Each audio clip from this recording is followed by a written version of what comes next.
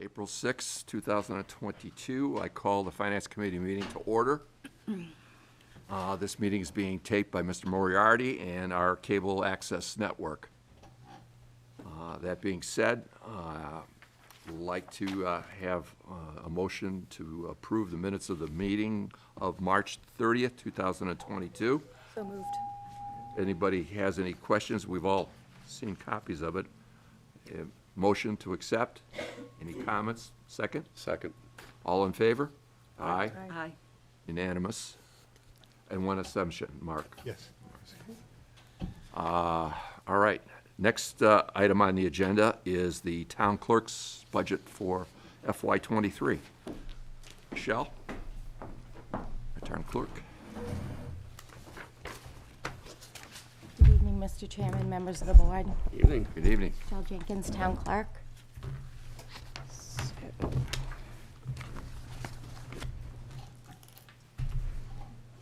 So as you can see, here are the salaries for the staff in the clerk's office. The town clerk, assistant, and the senior clerk are all full-time. There are 4 registrars. And election workers, they vary. Typically, there's 24 per election. And this fiscal year, there's going to be 3 elections. Early voting, unfortunately, has not been determined by the state yet. Probably for the primary, there's going to be 5 days, and for the state election, there's going to be 11. Okay. And then we have our annual, which early voting doesn't apply. There's 2 town meetings. Some of the fees associated for running a town meeting out of my office are the workers' pay, overtime, and constable postings before and after town meeting. This is, itemization of things in the department. Again, this is budgeted for the 3 elections, which last year I was only budgeted for the 1. Right. But this has 2 state and 1 annual. I've just included some miscellaneous enhancements in the office. We're now completely modernized. Everything is in databases. One of our great improvements is now we automatically send out business certificate renewals, not only to make sure that the businesses are all in compliance, but it's a great revenue intake for the town. Turnovers are now done weekly. And I'm happy to say that we're going to be using poll pads at all elections for check-in, which is going to save on time and our end of the results, end of night results.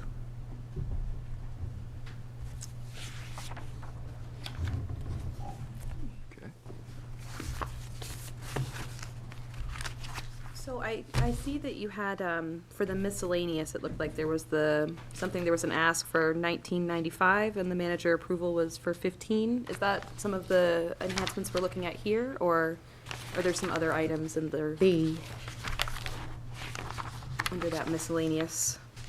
What is it? That was Bonds and education, I guess? from Thank you. supplies. The other one is supplies and miscellaneous. Well, yeah. what happened was, I took $1,000 from the supplies and moved it to equipment and maintenance. That's why that went up $1,000, because the poll pads, their yearly maintenance fee is $1,000. That was put in with the miscellaneous, and it really shouldn't have been there in the past. Okay. But it also, we took some money out for, just general supplies for the office. I mean, there's things that had to remain there. The programming of all the memory cards for the 3 elections, the flash cards for the handicap machines, those had to stay there. So you just moved the deck chairs, bottom lines. Yes. Yeah, I don't see, salaries are up over budgeted FY '22, $11,081 or 5.33%. They're just step increases, it looks like. Certification from yourself, Yes, so you've gone up a step. And the others, the assistant and the senior clerk, they're nominal adjustments. Clerk was down a little bit. I guess that was before, that was the prior, exactly. right? So that Exactly. person was at a higher level. Yes, than me. Tenure-wise. I figured as. So overall, your budget is 14,131, or 6.37% over the prior budgeted year, and with 3 elections. having 3 elections this year, And I can and see the early constables went up 4,000 from 2,500. There's 1,500. Yes, And I assumed that was the 3. I was going to ask you, but I figured it was 3. Exactly. I'm thinking 23 now. We're in 22, so yep. fast forward to fall already. Yeah. Any other questions of Michelle? Pretty straightforward. Thank you. Well, thank you, Michelle. Thank you very much. Have a good evening. Glad to hear you're computerizing. Yes, it's fantastic. Next is our town treasurer, Jillian Hatch. New last name, same me.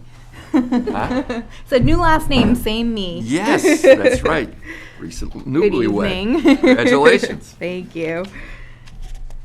So my budget is pretty straightforward. I did include, on the next slide, I didn't include numbers because I think they're a little easier to look at on your spreadsheet that you have in front of you versus on the slide up here. But just to go over a little bit of our duties, not everybody knows exactly what the Treasurer Collector's Office does. So we are responsible for the custody, receipt, disbursement, and reconciliation of all town monies, including town funds, receivables, trust funds, and state and federal grants.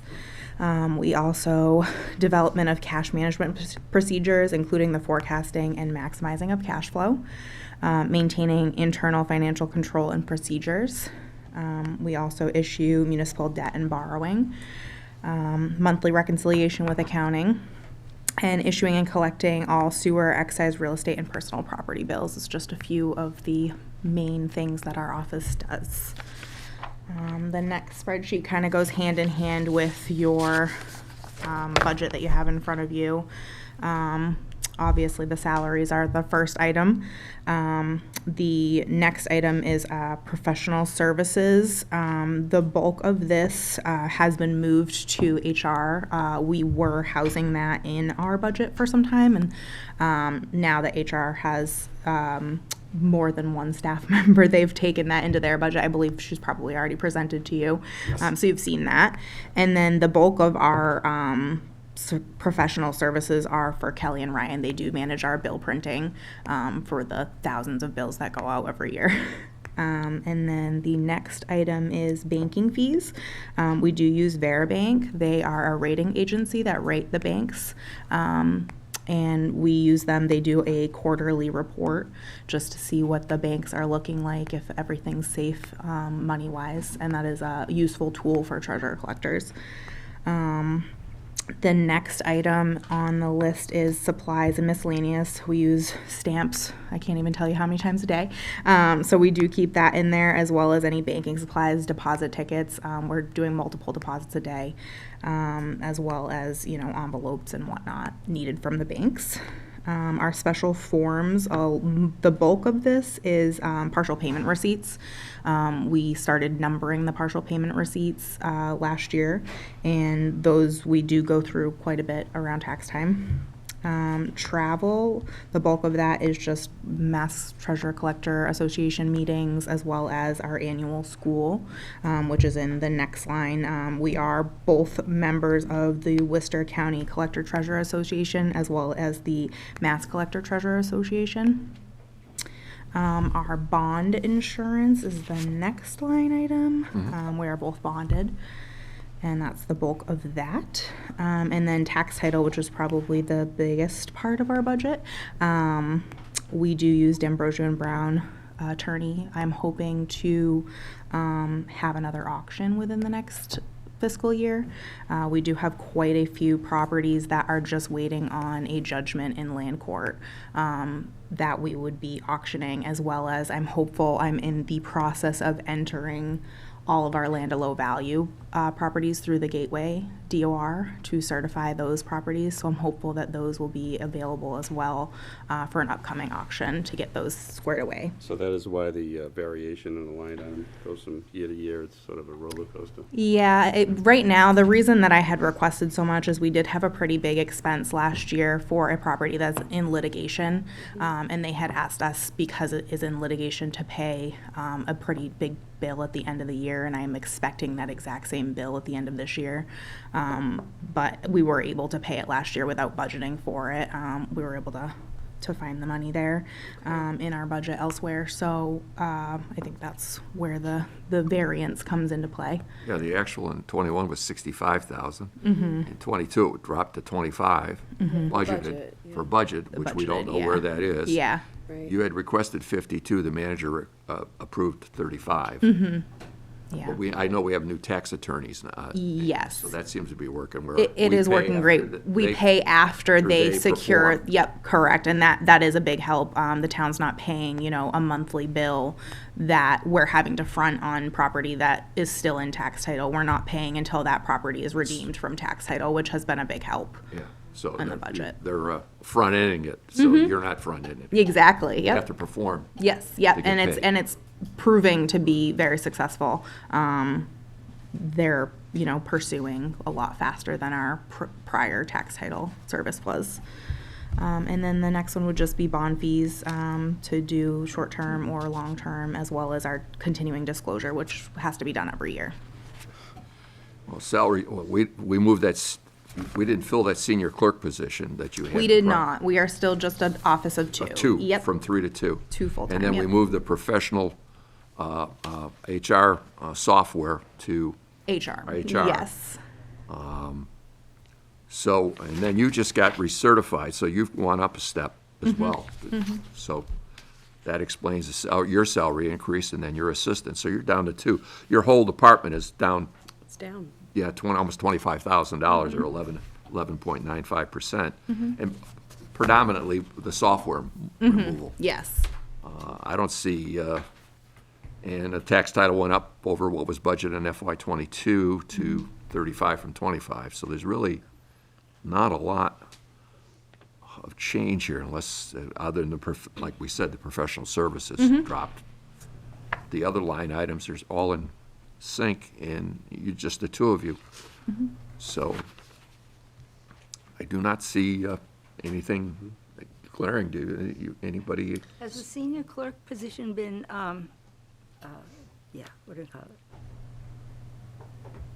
Is it still open, or is it? No, it was removed. rid of it. Yeah, it was removed from the office. We manage very well with the two of us in the office, very high productivity, and there's really not room in the office.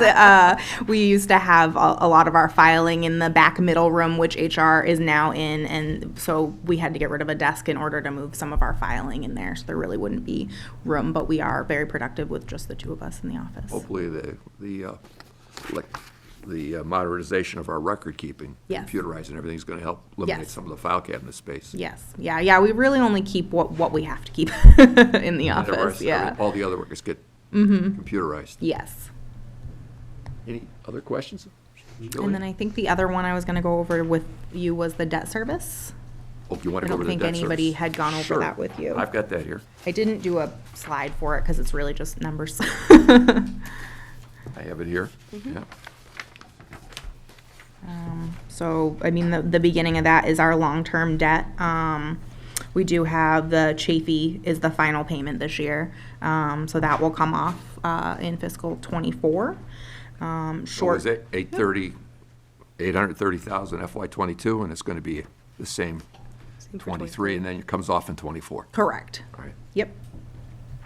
And then the short-term debt, the really only new item to the short-term debt is the fire truck that we just went out for borrowing for.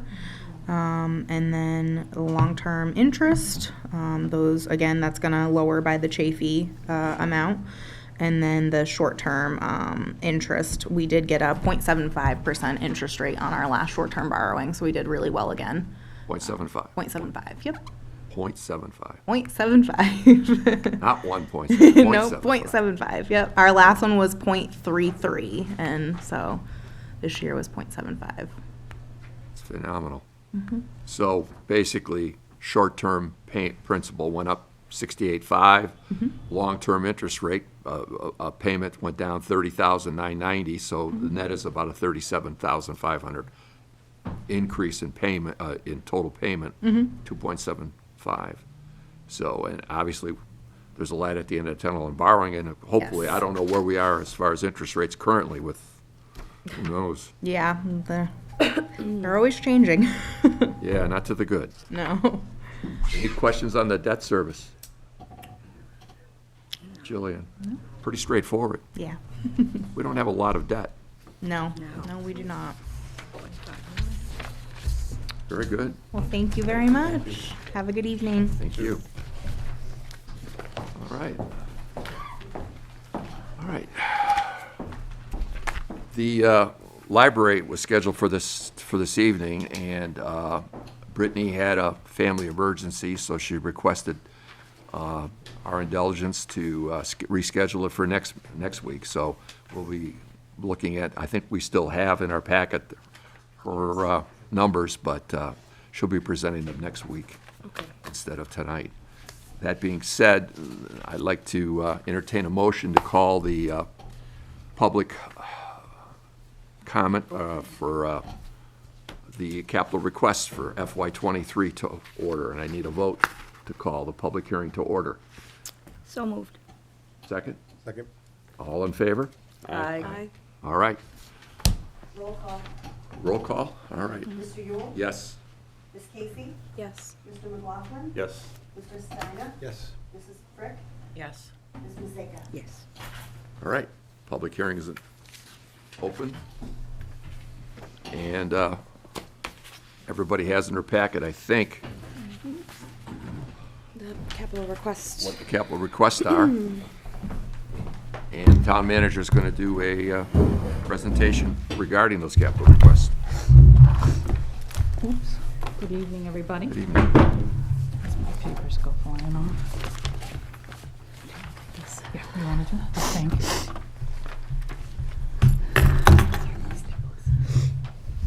As you know, we are here this evening after having previously, each department met with the Finance Committee. I did discuss with the chairman, I thought it might be prudent, since some people were on the committee and some people were not, at the time that each department had came, expressed the number of priorities that they had for their department. Obviously, there has been a lot of dialogue about those priorities, and then many, many discussions with the financial team and those department heads.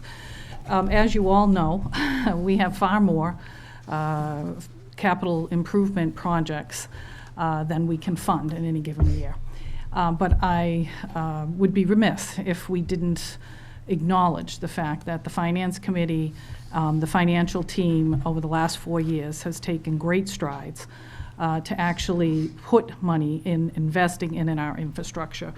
And so with that, what I'd like to do is look at how, even though you have had many departments come before you, how we have decided to try to divvy up money this year going forward. As you know, we had a record amount of free cash. You sat very patiently through a very extensive, detailed budget presentation. But now you're starting to see all the links, right? So it's not just about the operational budget, it's also about the capital improvement program. So tonight, the capital planning policy, basically a capital project is anything that's not recurring, and one that generally meets a number of things. And typically, it's what the Mass General Laws allows us to borrow and issue bonds to finance for, because we don't have the capacity to cover it in our regular operational budgets. It's any expenditure that's over $25,000 or equal to that. Usually, we're looking for a useful life span of at least 5 years when we're evaluating projects. And so oftentimes, we can sometimes have department heads come to us, and both Katie and I will look at the need, and we'll look at it and say, well, it doesn't fit this particular indicator, this one, but it does this. And what we sometimes have wound up doing is, if it's something that looks really reoccurring, we try to fit it in our operational budget versus the way we might have funded it before the two of us had come here. And finally, after the 5 years, we do oftentimes also include engineering design costs. Well, we have one engineer, and that engineer is fantastic. He's back there, I know.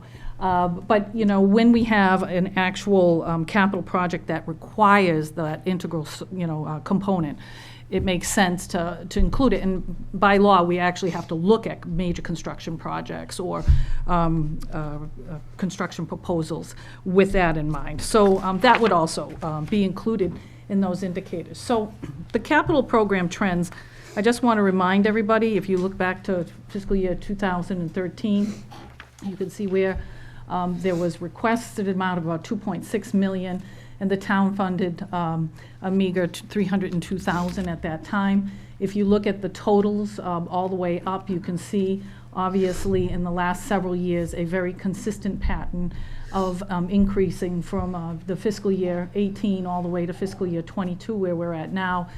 We've had over $11 million that we have been proposing.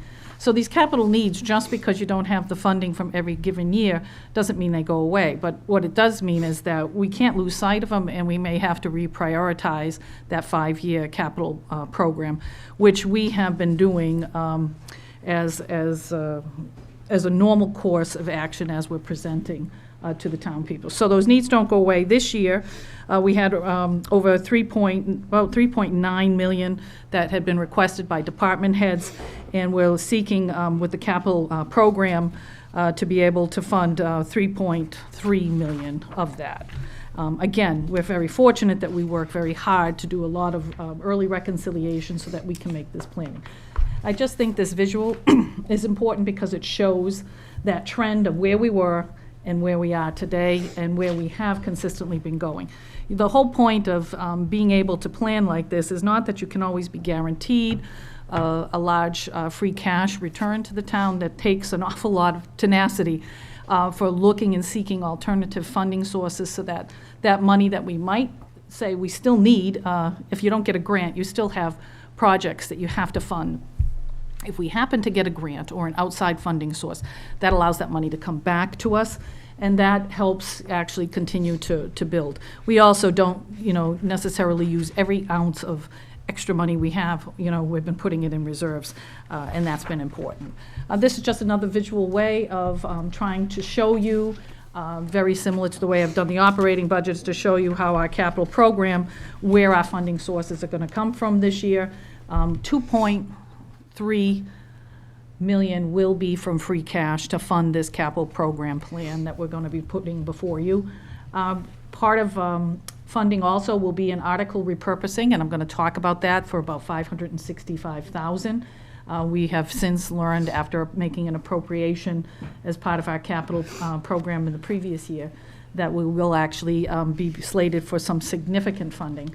And so we'll be able to repurpose that, in terms of a like use. And then, of course, we have ambulance receipts accounting for about $300,000 towards a funding source, and sewer enterprise retained earnings about $75,000. Once again, I just wanted to show you, yes, we use a lot of free cash to fund our investments in overall infrastructure. It would not be prudent to just put all of our eggs in one basket and hope that our buildings don't have any problems, that no department request goes uncovered when it really is essential, because we put too many eggs in one basket. So we really look at all departments, all needs. There's a lot of questions that we typically need to ask ourselves when we are thinking about how to fund our capital program.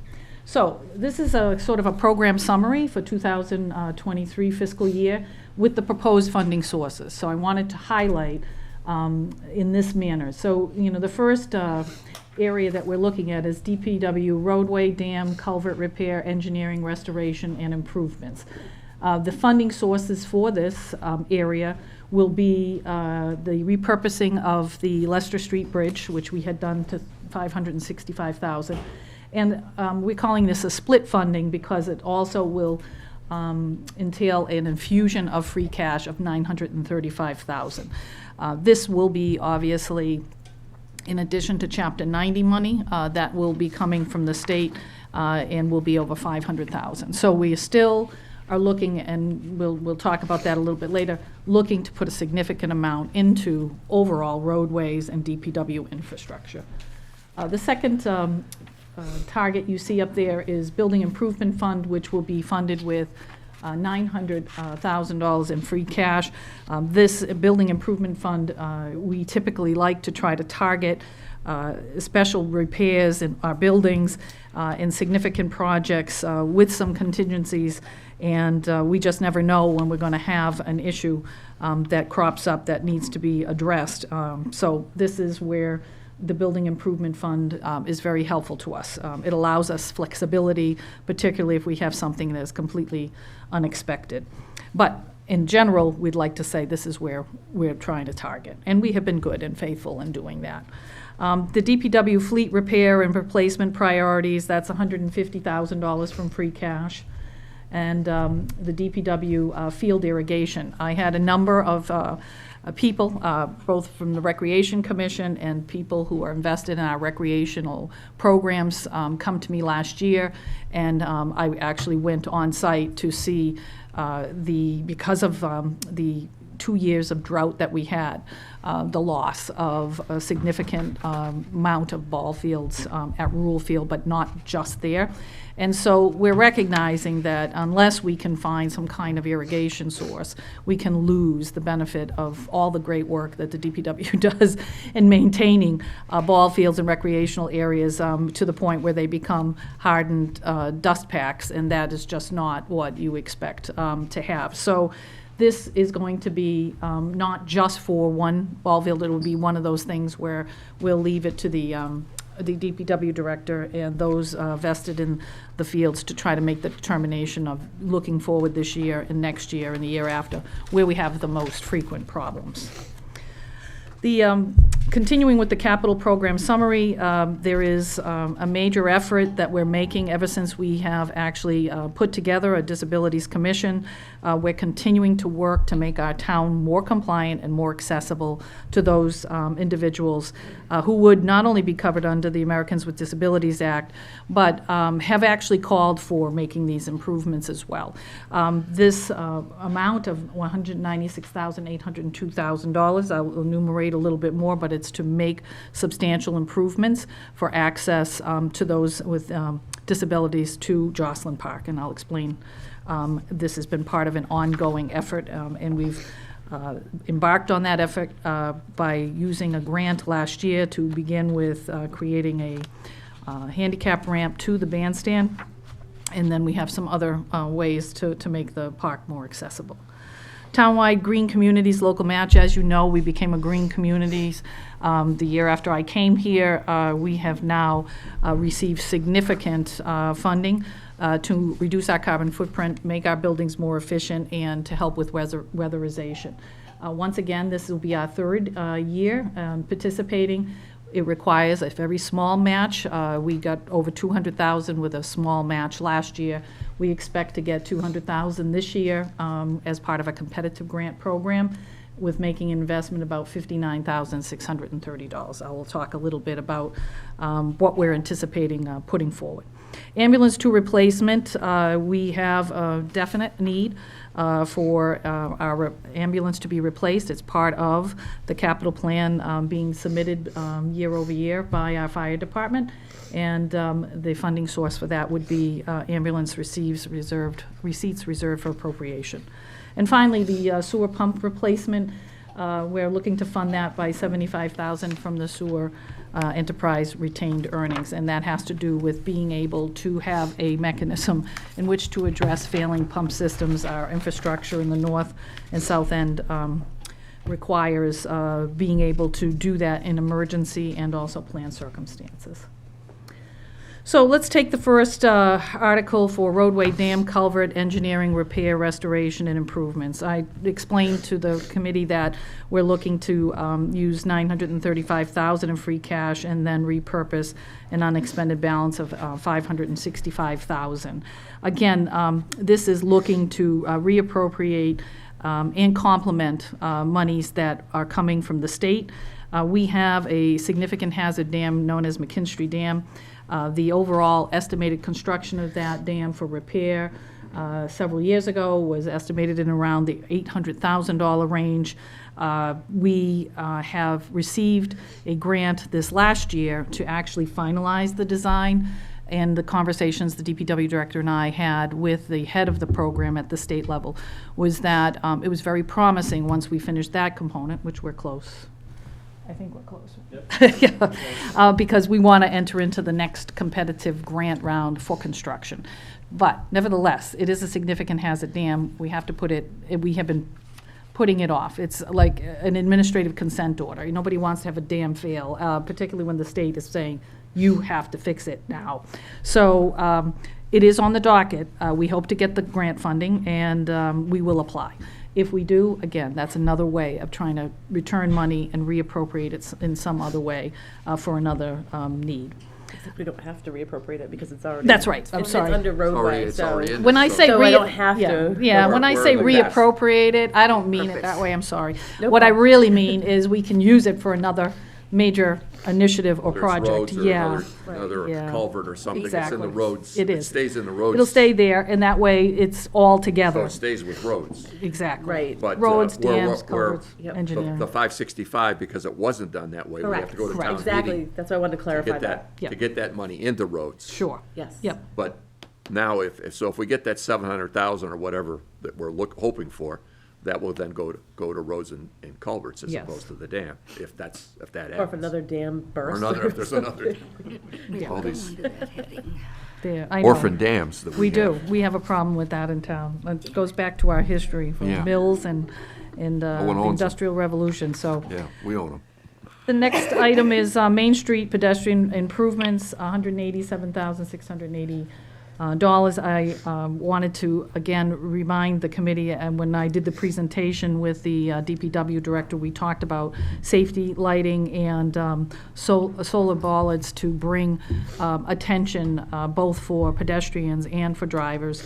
And we're hoping to be able to do that in a significant way and perhaps be able to readjust some of the problems that we've been encountering with residents who are not only complaining but have brought to our attention how dark certain aspects of our streets and intersections are.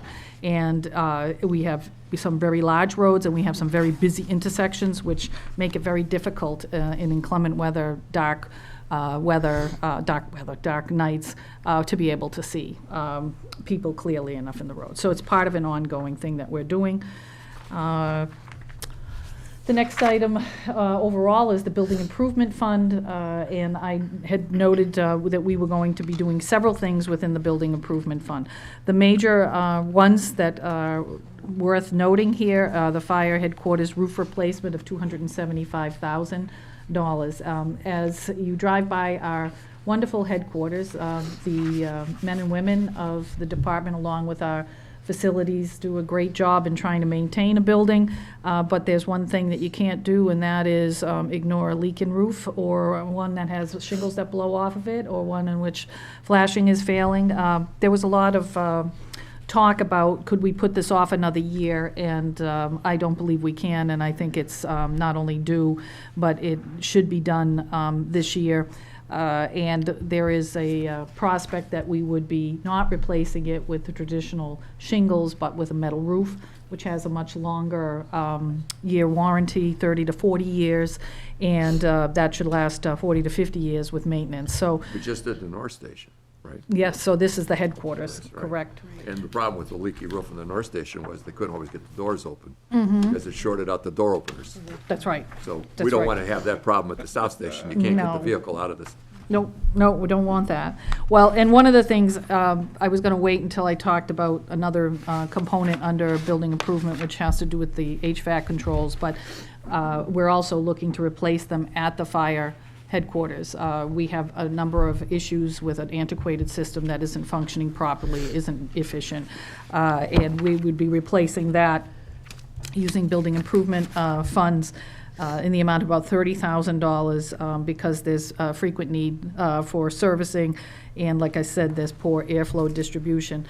I want you to know that as part of the Green Communities Initiative, I will be making a pitch for the fact that we're improving the weatherization of that building, which is now one of the major indicators for them to look at projects. They don't want to just see LED lighting. So last year, we actually did LED lighting, only half of it in the Chafee and Clara Barton schools, because the state wanted to see weatherization in combination with that. So we did weatherization in both of those schools and then did that. Putting in the pitch that we should have some deference given to us because we are doing a major initiative, $275,000 to replace a roof, as well as improving the HVAC system. And so my hope is that we will get the nod, and that would be substantial, hopefully. It could be as much as $100,000 to go towards this project. So I'm already working on that with the competitive round coming up, closing on the end of actually April 22nd, so we're working on that right now. So the next item is to talk to you about the Chafee school siding and the Barton school siding. I know the superintendent is here, and I know Justin Ledoux, the business manager for the school. I have expressed many a times we really work very closely.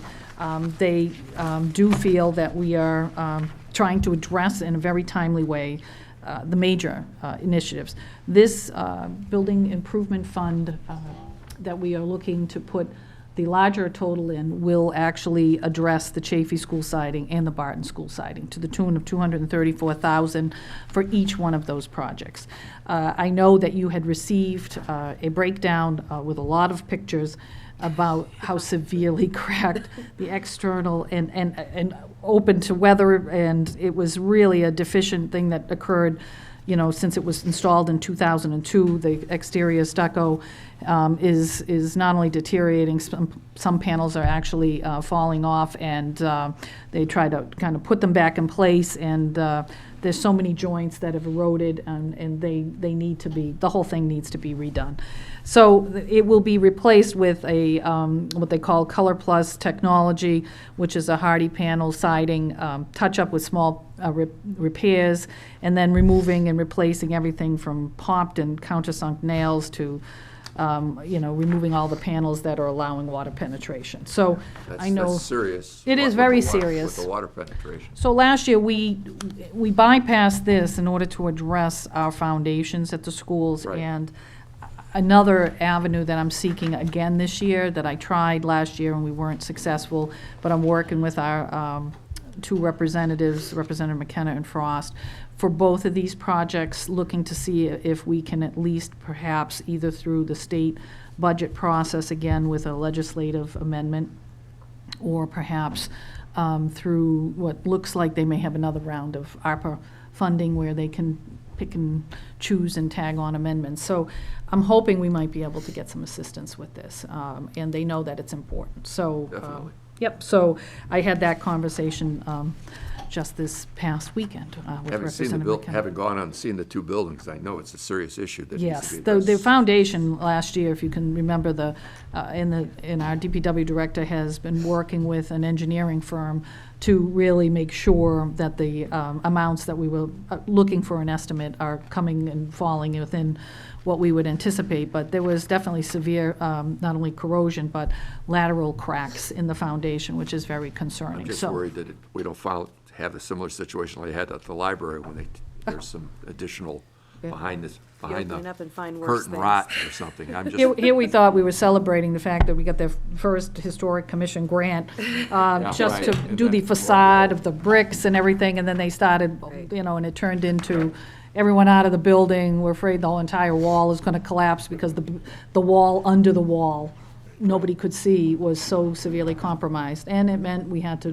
but had we not done it, who knows what the process would have been, right? So Who knows? it's, yeah, so that's why we are doing these things. That's why we're looking at all of our infrastructure, not just roads, not just buildings, but all of our infrastructure, because, you know, if you don't have really good water impermeability for a building, then you have all kinds of problems. Which brings us to the next round of building improvement funding that we're looking to seek, the library HVAC controls of $34,000. It's not just a matter of providing more comfort level for those who are visiting the library, but also to improve the efficiency and operating costs. And also the humidity issue in the library is a very important problem that we're continuing to address. And if there any place that you want to make sure you have good humidity controls, it's in a library, which has, you know, millions of pages. Books don't like moisture. Yes, exactly. And also, we do have a lot of artifacts, historical artifacts that are stored there as well, and that doesn't help. So this is one step in being able to improve all of that. As you know, we've been making steady improvements in that area. I already addressed the fire headquarters HVAC system of replacement of $30,000. And what we have decided to do is make sure that we have some cost contingencies built in, particularly because both product markets are fluctuating, fuel markets are fluctuating. The COVID pandemic, we're still, you know, finding that, you know, there's such a backlog for, you know, specific types of products. We don't know where they will sometimes, you know, lie in terms of overall costs. Construction materials are still sky high. So we have put in a normal, what I consider to be 10% contingency over the $930,000 that, $900,000 that we would be asking for the building improvement fund. So- 93 for contingency. right? Yeah, so just about that. Okay, so the next part of looking at free cash beyond the building improvement fund, so just ones that we will be looking to appropriate within the DPW's requests, really have to do with placing a priority on our fleet. And there are a number of vehicles that are still in good shape, despite the fact that they might be 2008 or 2006 models, but the bodies of those trucks are not. So we have what we call spreader bodies on existing trucks that are in pretty good condition. We expect some of these trucks to last maybe another 10 years in terms of the engine and the cab and all of that, but the rest of it is highly corroded, and you know, you can see, right? So because of the use of these vehicle bodies, that they need to actually be replaced. And if we do that, we might get another 10 years out of the vehicle. So we're looking for two vehicles in particular. We're estimating about $100,000 based on the DPW director's cost estimates for number 31 and number 60 spreader bodies to be replaced on those trucks. And then, of course, there is also a vehicle in which we're looking to replace the frame rails, which is a 2006 model, and that would enable them to operate the truck, because right now you really can't. That would be something in the area of about $50,000 that we would be looking to fund from free cash. That's a both of these. special vehicle, the 4x4 that's used just for primary for snow plowing on hilly terrain where other vehicles. Combination dump spreader truck Right. with low miles, yeah, so. That's because it's only used at certain Yes. areas of the community that are hazardous, they're hilly, and they can't plow with a regular vehicle. Right. I remember that conversation. The DPW request for field irrigation is another one that would be funded at about $100,000, and that is to install irrigation systems to help reduce the cost that we might have for trying to address it during a mid-season, chemical treatments, fertilizer, weed control, all that. But more importantly, you know, from not being able to use some of these particular fields, it becomes problematic for the leagues to actually generate small amounts, modest amounts of revenue for them to continue Right. hosting these types of games and tournaments. And they lose usage over, I think, the last 10 years. It's been 3 seasons over a 10-year period where they lost the Yeah, fields. last year, that, the field actually immediately to the left of the bathrooms there was so bad. It was so, it didn't even look as good as that. Remember how bad it was? It was, so that, and then along with the drought, made it really difficult. So we need to kind of solve that problem, and, obviously, if we didn't have the money, to be able to think broadly about all different departments, this is one area for this year that we felt we could try to do and to try to tackle. The next item is the DPW Americans with Disabilities improvements at Jocelyn Park. This will include actually doing a poured walkway across the park. Right now, you can't actually even get into the park. It's not even accessible because there is almost a foot About a s- drop, yeah, from 6 the foot. street. But even the street doesn't have designated parking Parking. because that's an emergency breakdown lane. I know everybody uses it as parking. But this is to actually create a few multi-space parking in the very back. We're looking to also create an ADA storage/utility building. We have a cinder block building that I don't even know when it was built. I have to go back and look, but it's decades, right? It's decades. The roof is leaking. It's really, it's an eyesore. I know the town tried painting it and putting some shutters on it, but it really, when I speak to anybody who is using regularly the common, and we have asked our OCC director to really go full tilt on all types of activities. We need to not only make the common accessible for the actual event, but also for special needs. And that would be our goal here in trying to create a common that is accessible to all. So this would be a bathroom storage Yes, facility building, yes, exactly. which we don't have now, No. That'd be nice. People might stay at events longer. especially with young kids. If you're physically challenged, to get in and out of a porta potty is a big ask. It really And is. it's, If you have young children, too. and right now, if we can make part of the common, obviously, we're looking to just create part of the common to be accessible to those. And you can't easily push wheelchairs, and you can't have us people with walkers and canes to navigate over uneven grass, or grass with divots, or grass that is wet. Strollers, yeah, Yes, same thing. and scooters, yeah, the whole thing needs to be, and it's, like I said, long overdue, but we can do it in a very aesthetic manner. So that would be the goal for that. And then the next item is the townwide Green Communities local match. Just so that you know, this year, the Green Communities has put a cap on how much LED lighting we can propose in our grant proposal, and so they're going to cap us at about 100,000, in which they'll help us with, and that's why I say I'm looking to try to finish off the 2 school projects. Once those 2 school LED projects are done, it's estimated that the annual savings from electricity due to those lights is about $14,000 a year.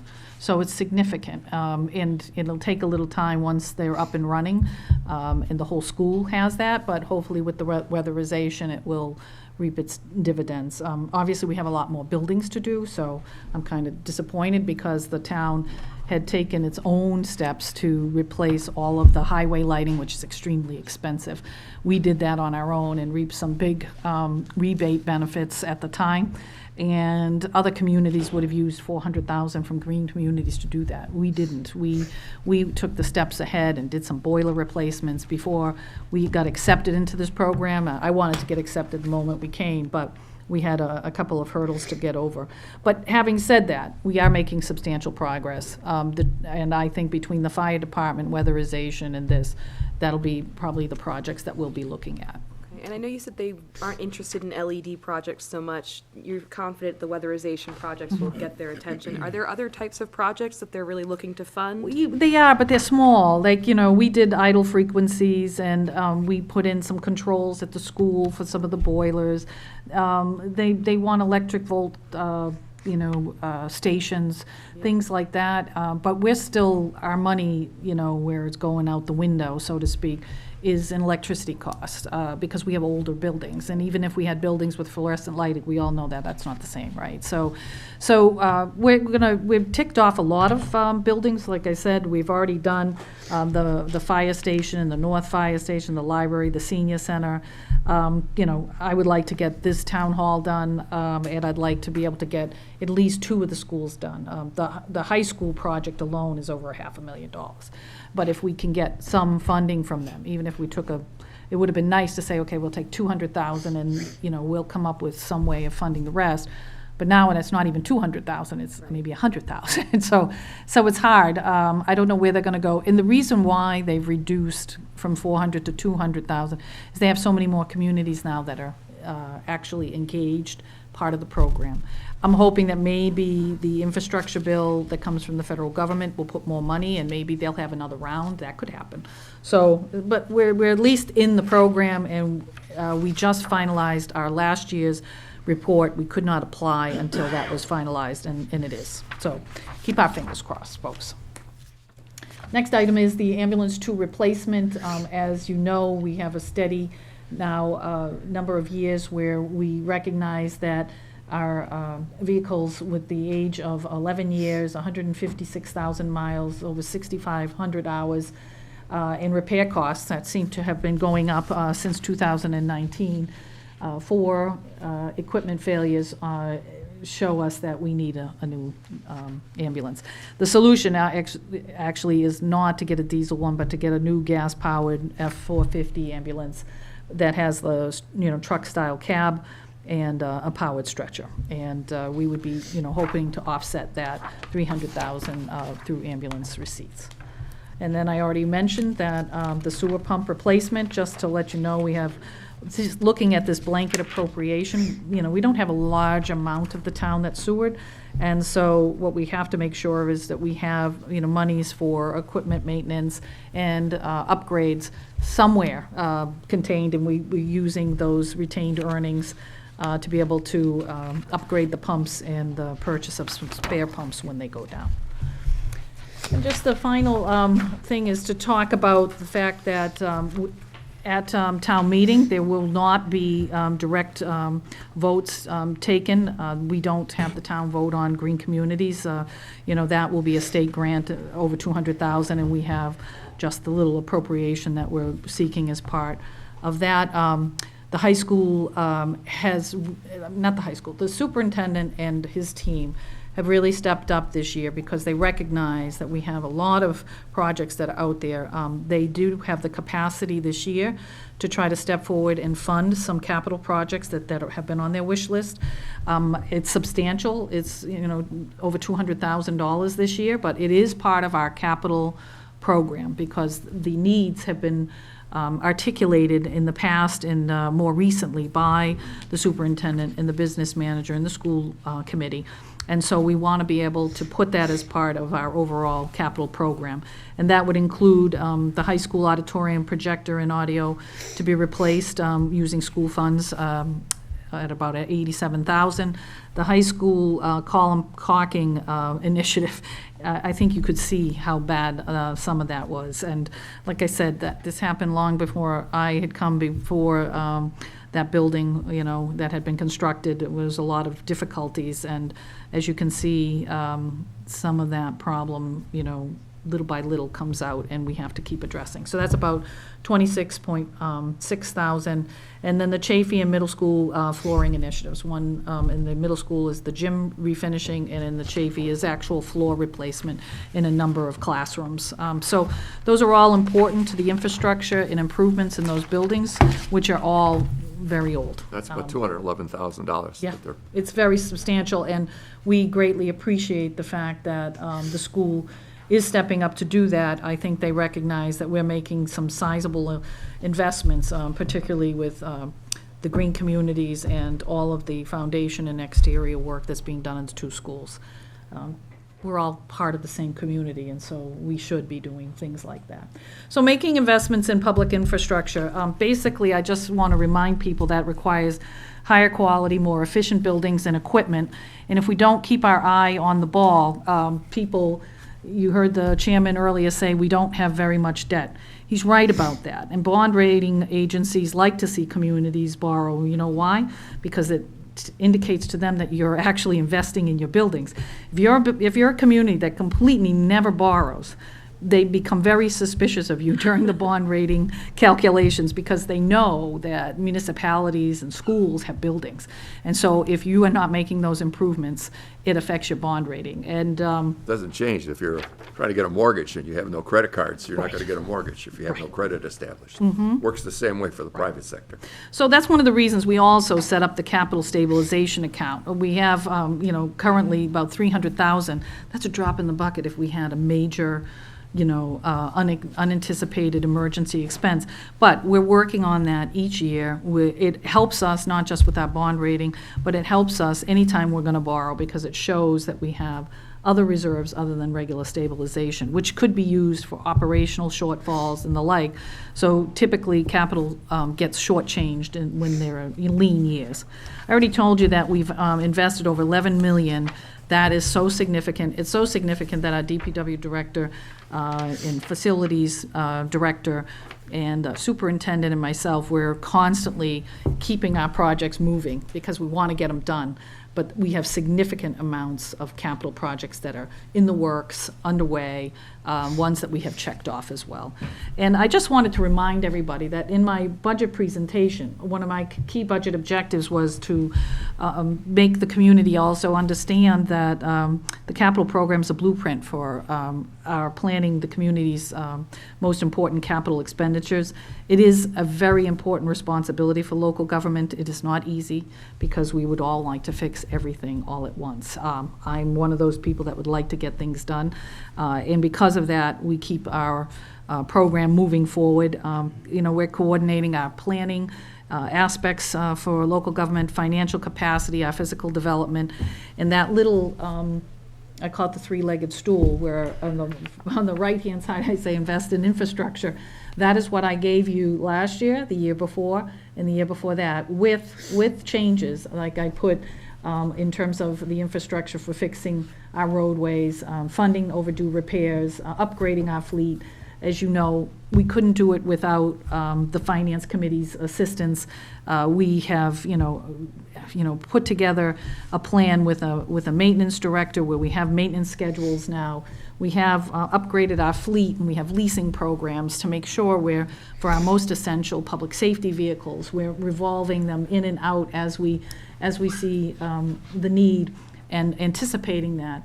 And for the big projects, we're seeking out funding all the time to try to help counterbalance it. But at the end of the day, with all of this, we know unequivocally, at some point, you need to make huge investments that aren't just $500,000 or $900,000. They're multi-million-dollar investments. And as many of you know, we already have the Oxford Community Center feasibility study that's being done. We've had feasibility studies done about the DPW Charlton Street facility.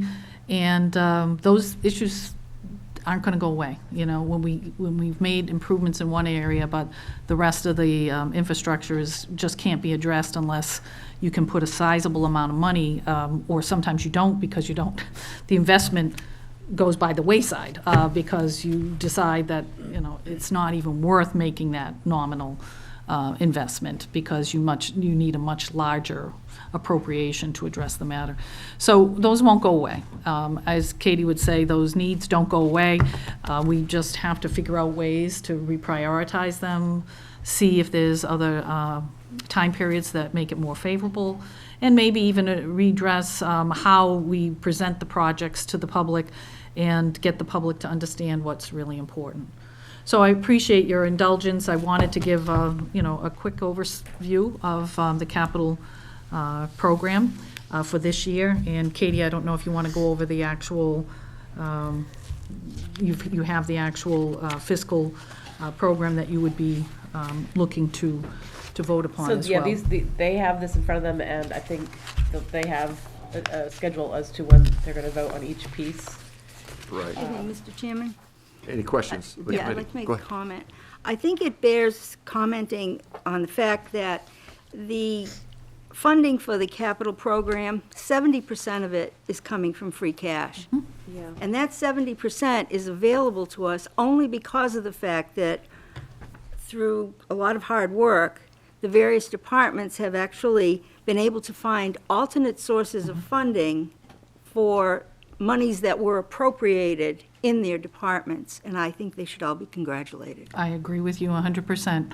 And it has really been a very rewarding experience to work with such a devoted managerial team. And I mean that. Everybody, even people who weren't so used to making grant applications or proposals, will bring in other people together to make those much more viable.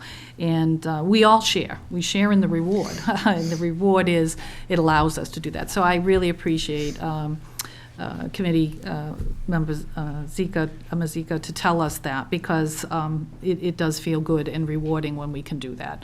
And capital expenditures are, one time, and so that's like free cash. It is one time as well. So it makes sense to try to use that as best possible for those I things. don't think we're Have going it, to you can't expect spend it, so Yeah. We're not we gonna have expect it. the free cash Yeah. like that. Right. For this year, I think we have had a lot more expenses, and budgets are a little bit tighter this year than they were while we were going through some of the thickets of COVID, so. COVID I and don't- inflation is just, and fuel, you name it, it's going to be tough this year going. I know everyone will still do their best. Okay. They're very good at that, so thank you for saying that. Well, the 565,000 we're talking about repurposing, there you go with free cash, so, and we're looking at the dam, with our fingers crossed, there could be 600,000-700,000 that would come back Sure. for roads, so, again, keep our fingers crossed, and anything else like that. Last year, the part of that free cash was the tax title. I Yeah. don't know what the number was, but I think it was significant, you probably know better than I do what Yeah, that it was number over was. 600. 600,000. And then- 600,000 And that then came back in tax 400,000 over just getting people compliant to pay taxes and becoming, Correct. having them come in line. That was almost an additional 400,000. And then we're pleasantly surprised with the marijuana receipts, $331,000 that we weren't anticipating Right. came in. So there was a lot of one-time surprises that were nice to have. Any other comments of the presentation of the town manager, Katie? All right, anybody from the public that wants to make any comments, we'll entertain that. Please provide, if you do, please provide your name and address, street address, and where you're from. Anybody want to make a comment about any of these items that were discussed in the public hearing for capital request? Yes. You have to come up to the microphone up here. State your name and your street address. My name is David Carter, 9 Maid Marian Street, Oxford. I just have some basic questions that didn't get answered. I thought the presentation was phenomenal. You covered just about everything. But I'm kind of like an outside-the-box speaker and thinker. So the first question that I really had was, on the irrigation at Ruel Field. Once the irrigation's put in, who covers the cost of the water? Like, where does that come from?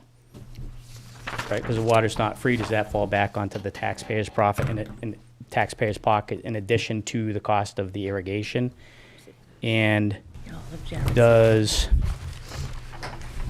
do we get compensated for the fields, and will that cover the cost of the upkeep on the irrigation and the water? As far as covering the cost of the water being compensated, when the recreational committee was here, they mentioned the history over the last 10 years, and I touched on it, being loss of use of the fields. So it wasn't just the cost. Now, they volunteered their time. They're volunteers. Okay. And they had reseeded 3 times in over 10 years, back labor, and replanted the grass that they had lost 3 different times. But that was not their main concern. The main concern was the soccer teams couldn't use the fields. They were dust bowls. Secondly, they were not able to attract regional soccer events where they were compensated. Okay. And therefore, history being what it was, they weren't sure that people could trust us to, when they book things ahead of time, that field's going to be playable in the foreseeable future. So if we're entering into agreement to host, they are entering into an agreement to host something 3 months from now, beginning of the season, a soccer tournament, regional soccer tournament, and they're going to derive money from that. there's a little hesitation based on our history to go, would they want to enter into an agreement with us on that? As far as the water usage goes, I'll let Jared speak to that. Sure. I'm Jared Duval, DPW Director. So the water is covered out of operating budgets. As Mr. Chairman had alluded to, though, typically offset by potential revenues that the Rec Commission hopes to gain based on usage of the fields. But as you mentioned as well, not that I want to say we're putting the cart before the horse here with this investment, but you are in a sense, right? We're trying to make Rule Field a bright spot in the community and make it a reliable source of revenue for the Rec Commission. There was a lot of interest over the years, going back several years probably at this point, where they did have, quite a number of, whether it was I think they were doing Special Olympics. Special stuff Olympics up was there, one. some various soccer Kennedy's, tournaments. yeah. So we've taken steps, and I think folks have seen that over time, whether it's investing in the concession stand in that facility, to try to enhance that site. And if we can have reliable infrastructure in there to make the fields reliable, well, then we're hopeful that more revenue will become. So we've have some money that we're working with right now to do a first phase of irrigation at Rule Field. And we're hopeful we can at least get maybe a third of the fields done or so with this money that we have right now. Actually, the quotes were due tomorrow for this first phase. We're going to push that to next week because we had some questions, that sort of thing. The water demand is not yet known because we're working through the design. It's sort of like a design build arrangement with the irrigation contractors. So come next week, we'll have a better idea of what they're proposing, how much ground we're going to cover, how much water demand. We know what the flow is, we know what the pressure is up there, but it really hinges on that design and how much area we want to cover before we can determine what that actual water usage is. But I can tell you that to combat the drying out of the fields in recent years, we would drag a water cannon up there, I think in collaboration with the fire department, and use a whole ton of water, and it's not the most efficient way to do things. If we can invest the money in a modern irrigation system with moisture sensors, rain sensors, these things will only turn on if the soil is not moist enough or if it detects rain. That's the technology we're looking at. So, high efficiency. Instead of chasing it. Instead of chasing With it, a fire truck. to be proactive, exactly. Is So- there going to be a maintenance contract that would come along with that, for, draining the lines and winterizing it? We typically do. We do the same thing with all the school grounds now, in the school fields, recreational fields. We go out usually on a 3-year basis for new quotes. So there is, with any new infrastructure, there's going to be some amount of operation and maintenance costs. So we expect that there will be, I would say, as opposed to the upfront cost and nominal cost to maintain that system, blow it out, like you said, Andrew. Okay, now, I would assume it would be a similar answer when it comes to like the paving that is proposed to be done up there? Paving was proposed. It's not, it's in the future years. I think I get that right here, but I think that in terms of that- what? In terms of ongoing maintenance, you're asking? Yeah.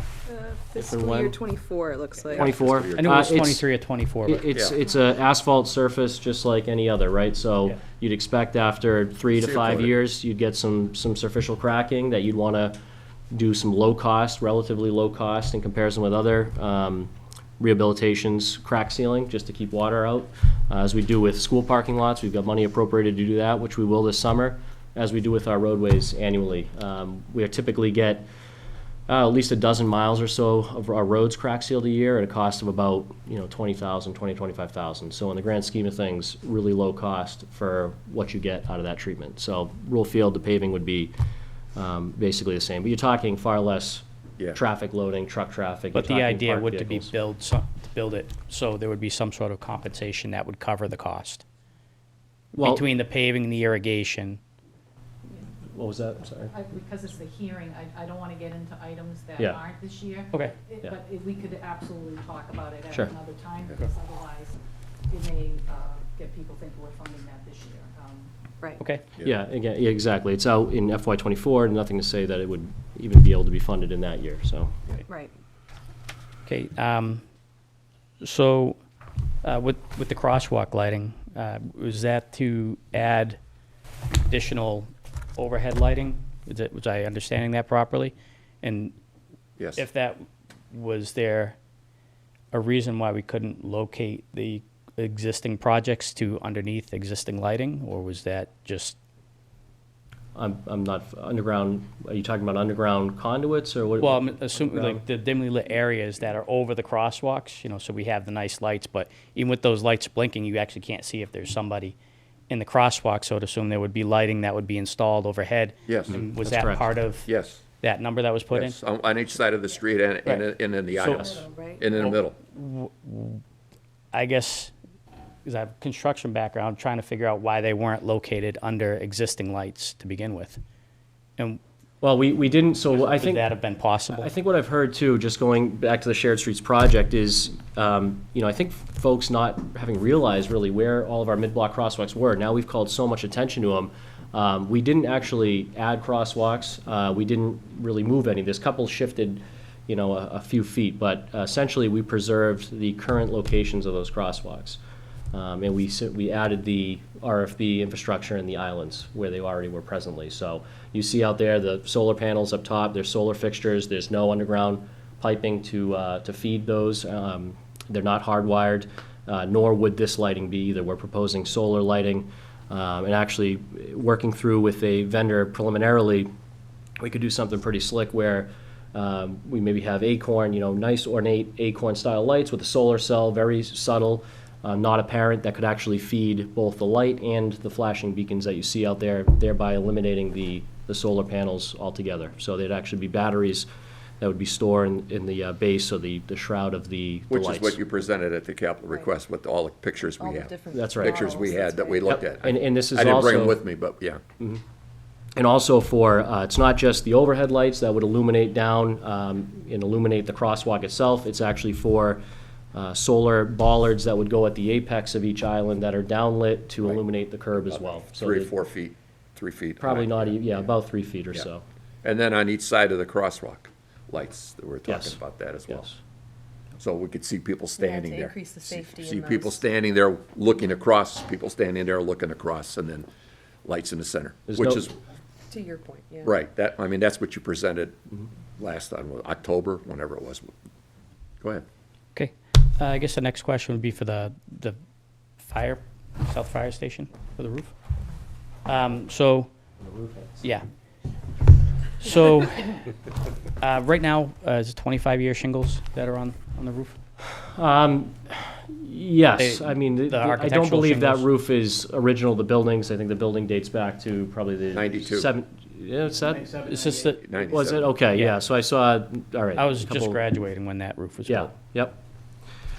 So. I we- actually helped build the Oxford High too, so I know all sorts of. So we can blame you?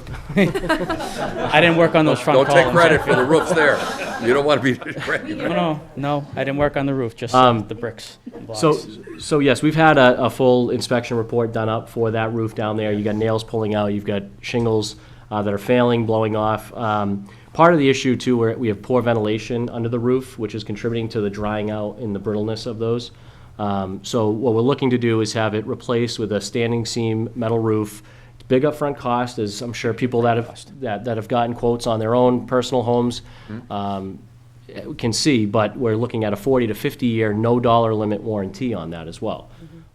So that's the trade-off, higher upfront cost, but, less annual O&M costs and the warranty to boot, so. If you did went with an architectural shingle, again, even if you increase the price to $600 a square, I mean, you're still $24,000 to replace the shingles versus, I mean, you could do that twice in the next 50 years and not spend I don't, the same amount of money. I don't know where you're getting your cost metrics, but just know everything that we do has got to be prevailing wage, it's got to be sealed bids, all in accordance with mass procurement laws. So typically, if that's a private residential cost, I would just say. Private just caution residential is you. about $350 a square right now. So I would just hazard, if that's not accounting for, again, prevailing wage is much different. Has that cost evaluation been done? Of Do it course, and then always, but Ice again, and water we've. shield all the way up and do a less expensive short term and I don't think we want to do less expensive short-term. Labor costs are going to go up. Right now, we know inflation. We know right now that our inflation is such that whatever we buy this year is going to cost more next year. absolutely. So we don't want to do anything short-term that we have to repeat ourselves. I don't think Well, that. when I say short term, a 25-year shingle is 25 years. I mean, that's They say that, We've that's already not gotten always the more than case. So if I remember correctly, though, we also get some energy efficiencies from using the metal roof, right? I believe those are more energy efficient. Is that accurate? Again, I suppose, the idea with this, and I think Mr. Chairman's alluding to, it's looking at the return on investment and Right. a higher upfront cost, but what You you get what you gain. pay for. We don't want to do anything on the cheap. That's the problem we're having now, we're going to be facing with the schools. The roofs on 3 schools going forward.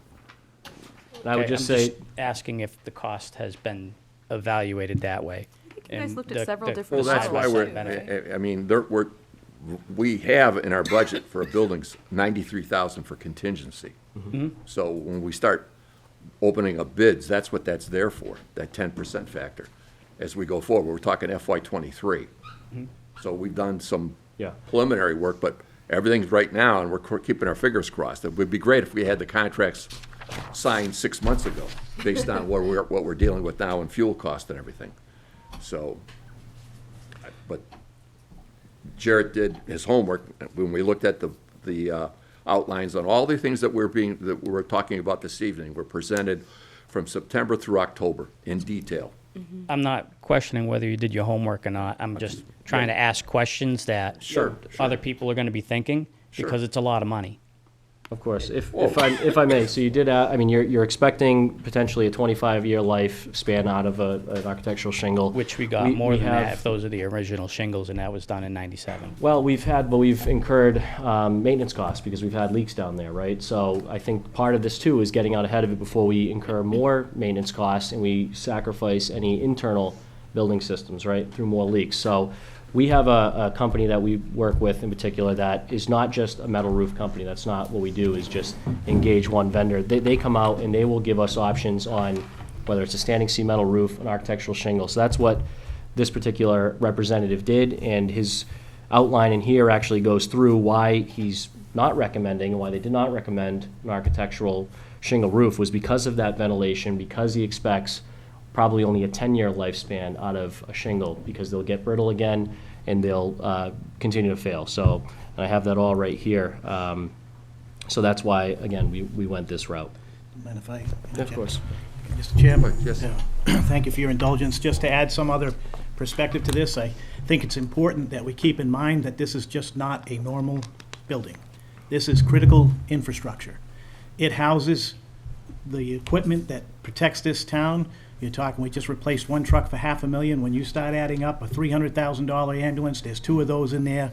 A ladder truck that's gonna be almost $2 million to replace by the time it gets there, and all of those other aspects of it. The fact that if the main emergency operations center was to go down, that would be the alternate emergency operations center. It is the alternate communication center for the town if we lose our primary 911 dispatch center in terms of operating radio equipment. The due diligence has been done by all parties concerned in looking at this.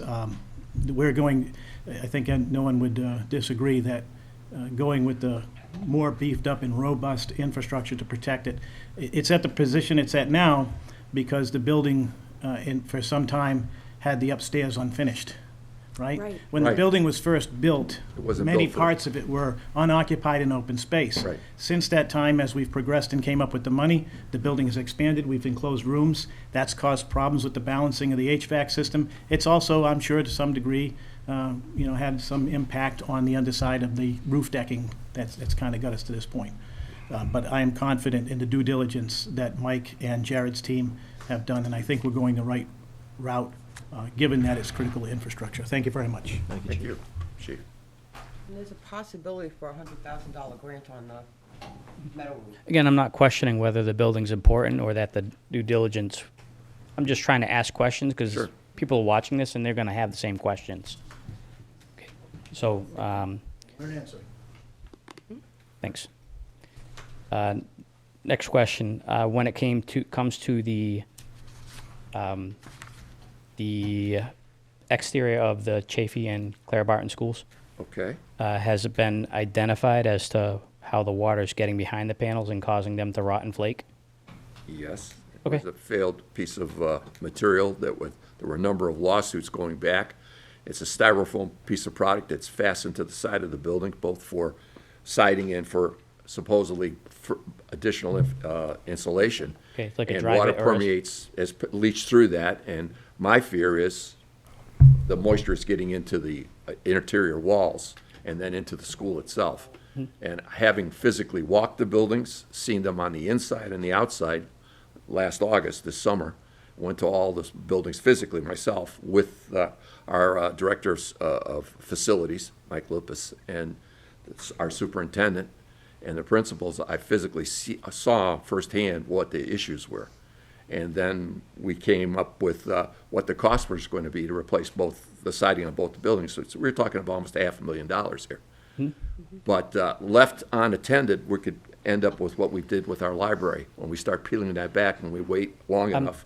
Not a question. My expertise is actually masonry restoration and waterproofing. So I was asking because I was going to volunteer my time to help. Well, what it is it's not even masonry. It's like I said, it's like a styrofoam stucco product. Right, you that know. is a masonry product. Product, And typically what we do after we put those products on is we go over it with comprolastic paint, and we'll cut out the caulk and recaulk all the seams and make it watertight again. That's why I'd asked if the problem had been identified, if it's been fixed. It may not be as extensive as it could be. I was willing to walk the properties and take a look. The superintendent could probably answer that question, or Jared here, but there have been numerous attempts to fix it over the last few years. That I know for a fact. I don't know how much time and money's been spent, but to no avail. It's expensive. You're talking about, the issue too is that when these buildings went in, right, and Chafee and Barton are roughly the same age, there was little oversight, professional oversight, right? And I'm not throwing the principals under the bus by any means, it's just not their area of expertise, but sometimes they were, as in the high school's case, I understand, they were the ones overseeing the construction, and administering the contracts. And contractors, I mean, I'm sure they're well-intentioned, but at times they're looking to cut costs, cut corners, and without the professional oversight, that's what you get. The end product, the quality standard suffers, and I think that's what we're seeing on these buildings, is that the original caulking and the original joints on these particular panels, it was not installed the right way, and it started to fail, and you get driving rains that infiltrate the building. We've chased, to an extent, repairs, but I think the issue now is just so widespread that it's just not a viable option to go and try to save what's there. I mean, I can tell you in a pinch, in working with Justin Ledoux, at Chafee School, there was one particular panel that had already fallen off. These panels are blowing off. And without spending a whole lot of money, we actually went ahead, and their request, it was to put up a piece of plywood.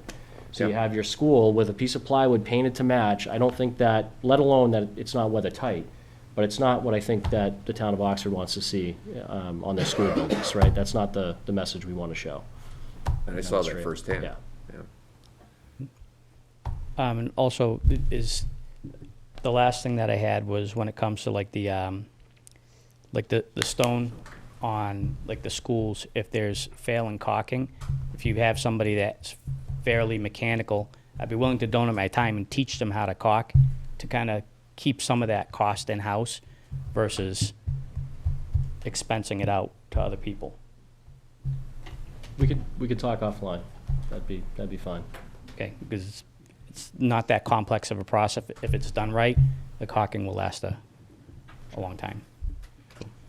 That was all I had. All right, David. Thank you. Anybody else?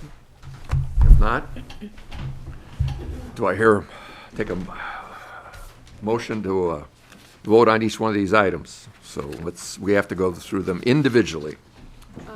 I think there's. First vote to close the public hearing. Oh, yes, well, that's right. I got to vote to close the public hearing. So, motion to vote to close the public hearing? Do I hear a motion? So moved. Second? Second.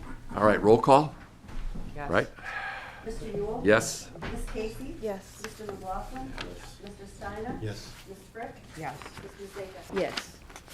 All right, so, somewhere here, looking for the sheet that Katie provided us. All right, first is the motion to approve $1,500,000 for DPW road, dam, culvert, engineering, repair, restoration, and improvements. Do I hear a motion to approve that amount? So moved. Do I hear a second? Second. Roll call. Mr. Yule? Yes? Ms. Casey? Yes. Mr. McLaughlin? Yes. Mr. Steiner? Yes. Ms. Brick? Yes. Ms. Mazeka? Yes. All right. Next item is Building Improvement Fund for $900,000. Do I hear a motion to approve from free cash, $900,000 for building improvement? So moved. Do I hear a second? Second. All right. Roll call. Mr. Yule? Yes. Ms. Casey? Yes. Mr. McLaughlin? Yes. Mr. Steiner? Yes. Ms. Brick? Yes. Ms. Mazeka? Yes. Okay, the next item is the DPW fleet repair and replacement for $150,000. Do I hear a motion to approve that item? So moved. Do I hear a second? Second. Roll call. Mr. Yule? Yes. Ms. Casey? Yes. Mr. McLaughlin? Yes. Mr. Steiner? Yes. Ms. Brick? Yes. Ms. Mazeka? Yes. Okay, next item is the DPW American with Disabilities Act, ADA, improvements at Joslyn Park for, oh, pardon me, I skipped one here. Yeah, you I did. DPW field irrigation for $100,000. Do I hear a motion to approve? So moved. Second? Second. Roll call? Mr. Yule? Yes. Ms. Casey? Yes. Mr. McLaughlin? Yes. Mr. Steiner? Yes. Ms. Brick? Yes. Ms. Mazeka? Yes. Okay, now, DPW Americans with Disabilities Act, ADA, improvements for Joslyn Park, $196,802. Do I hear a motion to approve that? So moved. Second? Second. Roll call? Mr. Yule? Yes. Ms. Casey? Yes. Mr. McLaughlin? Yes. Mr. Steiner? Yes. Ms. Brick? Yes. Ms. Mazeka? Yes. Next item is townwide Green Communities Matching Grant funds for $59,630. Do I hear a motion to approve that grant matching? So moved. Second? Second. Roll call? Mr. Yule? Yes. Ms. Casey? Yes. Mr. McLaughlin? Yes. Mr. Steiner? Yes. Ms. Brick? Yes. Ms. Mazeka? Yes. Next item is the ambulance number 2 replacement coming from ambulance receipt account for $300,000. Do I hear a motion to approve that item? So moved. There's a second. Second. Roll call? Mr. Yule? Yes. Ms. Casey? Yes. Mr. McLaughlin? Yes. Mr. Steiner? Yes. Ms. Brick? Yes. Ms. Mazeka? Yes. Last item is a sewer enterprise retained earnings movement for replacement of sewer pump replacements for $75,000. Do I hear a motion to approve that item? So moved. Do I hear a second? Second. Roll call? Mr. Yule? Yes. Ms. Casey? Yes. Mr. McLaughlin? Yes. Mr. Steiner? Yes. Ms. Brick? Yes. Ms. Mazeka? Yes. Okay, each of us have to sign this, so I'm just going to make a note of that before we leave tonight. I'll pass that around.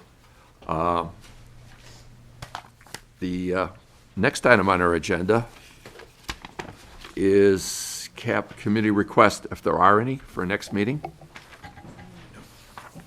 If none, Next meeting, we're doing the libraries, right? library and what else is on the agenda? Katie's on the agenda with town With the rest of the finance budgets and animal control. and animal control. That's right, okay. No requests. And then we're going to be voting on every department's budget as well. Okay. Just as we did tonight on each one of these items. So just be prepared for Long night. a long night.